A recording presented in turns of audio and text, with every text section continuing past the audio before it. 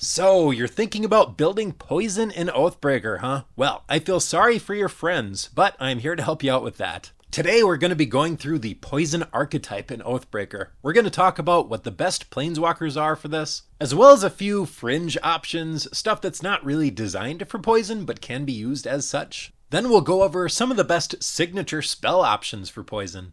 I will say that poison is a bit harder in Oathbreaker. We don't have as many options for commanders as we do in EDH. Also, we don't have any planeswalkers that are designed for poison that are more than 2 colors. That's a setback too. But we're going to take a look at what we got. Let's start with the planeswalkers that are designed for poison. First, we've got Vraska Betrayal's Sting for 4 black and a Phyrexian black. Now, if you're not familiar with the Phyrexian mana, on a planeswalker it means it's completed. Black Phyrexian mana can be paid with black or 2 life. If life was paid, this planeswalker enters with 2 fewer loyalty counters, and this is going to come up on a few other options, so keep that in mind. 0. You draw a card and lose 1 life. Proliferate. -2. Target creature becomes a treasure artifact with tap. Sacrifice this artifact. Add 1 mana of any color and loses all card types and abilities. -9. If target player has fewer than 9 poison counters, they get a number of poison counters equal to the difference. Now, note that while Vraska doesn't technically have a +1, her 0 is her +1. You 0 her and she proliferates herself up, as well as poison counters and any other counters that would be helpful to proliferate up.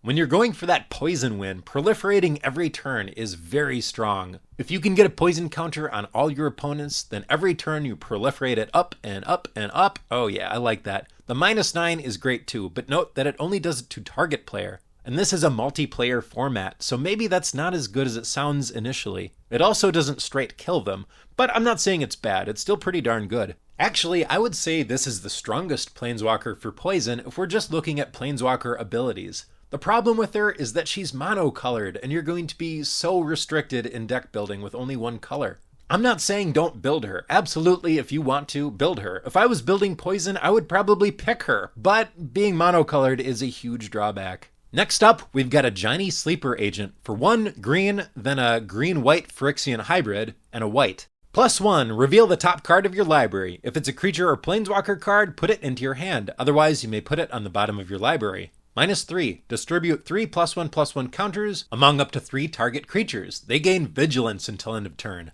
-6, you get an emblem with, whenever you cast a creature or planeswalker spell, target opponent gets 2 poison counters. Now, that -6 is not really a game-ending ability, especially in a multiplayer format. It's asking you to play this game out for a while longer yet. That's okay though, -6 is not really that hard to get to, especially in a deck that's going to be proliferating probably a lot. That +1 offers card advantage, and it feeds into the -6. The -3 is really good for beefing up your creatures with Toxic or Infect, and being able to cast them for just 3 mana if you choose to is strong. I think this is a great option. Luca Bound to Ruin costs 2 red, then a red-green Phyrexian hybrid, and a green. +1, add red-green. Spend this mana only to cast creature spells or activate abilities of creatures. -1, create a 3/3 green Phyrexian beast creature token with Toxic 1. -4, Luca deals X damage divided as you choose among any number of target creatures and or planeswalkers, where X is the greatest power among creatures you control as you activated this ability. Now, between the 3 planeswalkers that are designed for poison, this one might do the least. It only makes 3/3s with Toxic 1, and it is a minus ability, so you can't keep doing this forever. Although if you can get 3 or 4 of these 3/3s with Toxic 1 out off of Luca, it could be very strong. And anyways, it might not even matter that the rest of his abilities don't have much to do with poison, because the rest of his abilities are still pretty dang good. And if you build your deck to harness the power of them, that could be where the real power comes from here. Build your deck with high mana, powerful Infect and Toxic creatures, use the +1 to get them out quickly, and the -4 for some targeted removal, even some semi-board wipe depending on how big your creatures get. And you've got a pretty good deck right there. There's a handful of other planeswalkers that are completed, but none of them have anything to do with poison, and they don't support the poison strategy, so I'm not going to go over them. These next few I'm just going to go over briefly, because like I said, they are not designed for poison, but we could use them for that. Jared Carthalion has nothing to do with poison, but he's 5 color, so if you want to run all the best poison spells, this is your only legal option. The other upside is he has to do with +1/+1 counters, and a poison deck is probably going to run a lot of Proliferate, maybe even a signature spell that proliferates. So you can proliferate up the +1/+1 counters and the poison counters. Kaya Geist Hunter is notable for her -2. Until end of turn, if one or more tokens would be created under your control, twice that many tokens are created instead. This gets really good when we pair it up with one of the two options for signature spells that makes toxic creatures.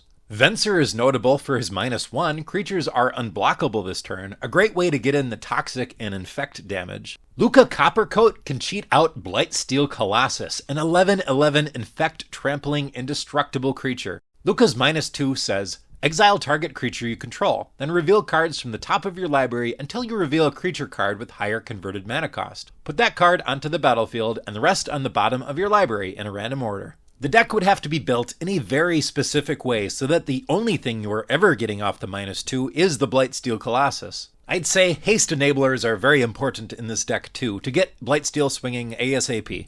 Narset Transcendent might be a good choice for her -2. Whenever you cast your next instant or sorcery spell this turn from your hand, it gains Rebound. There are now a pretty good number of instant and sorceries that give poison counters or proliferate, and this would be good for a weird poison spellslinger type of deck.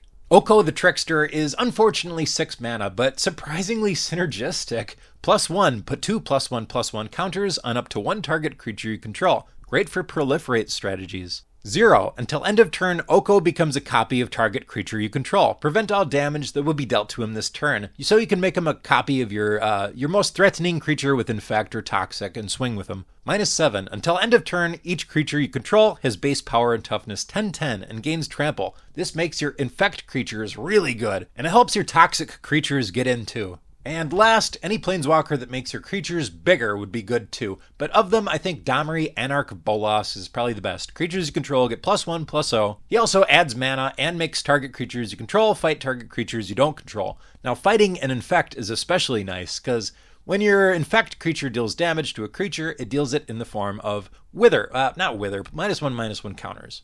So even if your creature can't kill their creature, it will weaken them quite a bit. Okay, now let's talk about some signature spells. And if you would have asked me a year ago, I would say the pickings are pretty slim on signature spells that have to do with poison. But not anymore. Now there are a lot. There are really too many to cover, but I'm going to go over the best ones. And I'm going to divide them up based on what kind of a spell they are. We're going to start with ones that create creature tokens. I briefly mentioned Charge of the Mites and White Sun's Zenith. Both of these create mites, which are 1/1s with Toxic 1, and this creature can't block. Now, those are pretty bad as far as creature tokens go, but if you can beef them up or make them unblockable or just make a ton of them, could be good. I feel like Carrion Call is a bit stronger though. It puts 2 1/1s with Infect onto the battlefield. And as a reminder, Infect means they deal damage to creatures in the form of -1/-1 counters and to players in the form of poison counters. So if you beef these up with +1 counters or other Anthem effects, they get much, much better for dealing poison damage. Next, we'll talk about card draw. Prologue to Pheresis says each opponent gets a poison counter, draw a card. Infectious Inquiry, you draw 2 cards and you lose 2 life. Each opponent gets a poison counter. Tezzeret's Gambit draws you 2 cards, proliferate. Experimental Augury, look at the top 3 cards of your library. Put 1 into your hand and the rest on the bottom of your library, proliferate. And probably not the best, but maybe my personal favorite, Caress of Phyrexia. Target player draws 3 cards, loses 3 life, and gets 3 poison counters. I like the versatility that if you're running low on cards and you need to, you can cast this on yourself. But sometimes you can just take out an opponent with this. And kind of adjacent to card draw, Unnatural Restoration. Return target permanent card from your graveyard to your hand, proliferate. For targeted removal, Whisper of the Dross is a 1 mana instant. Target creature gets -1/-1 till end of turn, proliferate. So you're not going to be killing much with this, but a 1 mana instant that proliferates, I really like this. Drown in Ichor costs 2 for a sorcery. Target creature gets -4/-4 till end of turn, proliferate. Maybe better, it depends. It depends what you're going for, really. Infectious Bite. Target creature you control deals damage equal to its power to target creature you don't control. Each opponent gets a poison counter. And remember, this works really good with creatures with Infect. An Infect creature deals its damage to other creatures in the form of -1/-1 counters. So even if you can't kill the creature, you can severely weaken it. Smell Fear, proliferate, and target creature you control fights up to 1 target creature you don't control. Now, a fight is worse than a bite, but proliferate might be better than just giving each opponent a poison counter, at least at some point in the game, because you can proliferate up other stuff too. You can proliferate up +1/+1 counters, loyalty counters. I don't know, there's pros and cons.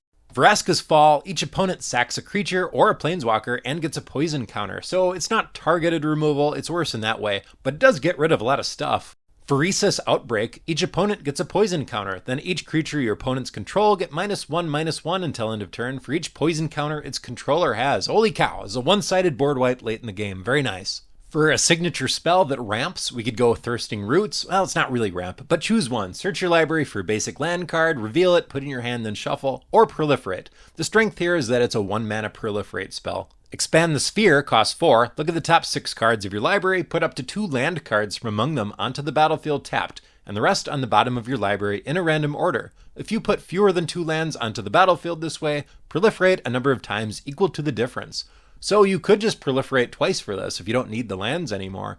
This could finish them off. I like it decent. If we want to just go crazy on proliferate though, Planeswide Celebration is the way to go. 7 mana, choose 4, you may choose the same mode more than once, and one of them is proliferate, so you can just proliferate 4 times, and hopefully at that point, that just kills all your opponents. It's also got some other useful modes too if you want. If we want to push through combat damage, Triumph of the Hordes gives creatures you control +1/+1, trample, and infect. I can't overstate how dang good this thing is. Not only does it make your whole team big, it gets your whole team trample so it pushes through damage, but it gives infect to your creatures with toxic, so they're doubling up now. Not only are they giving poison damage from their toxic, but they're also getting poison damage from infect. Just be aware this is like a $20 uncommon because it's so good. Honorable mention also to Tainted Strike. Target creature gets +1/+0 and gains infect until end of turn. You can't really spring this on them because if it's a signature spell, they're going to see it coming. But it's still a nice way to double up on some of that poison combat damage. Reject Imperfection is a counter spell that proliferates sometimes. And I forgot to mention Volt Charge in the targeted removal section. It deals 3 damage to any target, proliferate. I like that it can knock off a planeswalker. Also, red just doesn't have many options for signature spells. So let me know in the comments what you think. What planeswalker would you choose? What signature spell is the most powerful? Myself, I'm honestly thinking of building Oko. It's probably one of the worst options. I just like that card. I want to try it casually. This video was a ton of work for me, but I love doing it. If you enjoyed it, please hit the like button and subscribe if you want to see more.